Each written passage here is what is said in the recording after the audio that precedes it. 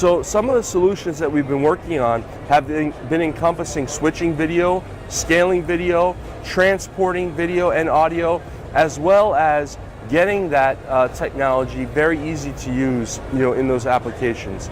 The example behind me is a traditional classroom that we've done over and over thousands of times, where we'll take a video switcher and that has audio breakout, audio de-embedding already built in.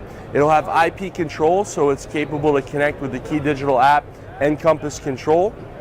And then it also has an extension and audio de-embedding built into it, so it can easily work into several different budgets that are out there.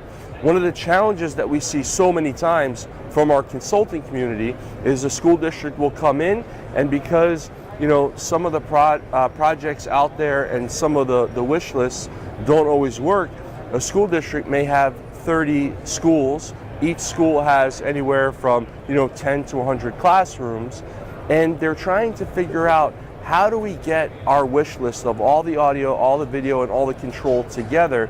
The nice thing about our product is we have that end-to-end solution where we can help you from the video side, the audio side, and the control side, and having that come from one source where you have hardware and software will just deliver the best results for you. So for more information, please check out our website.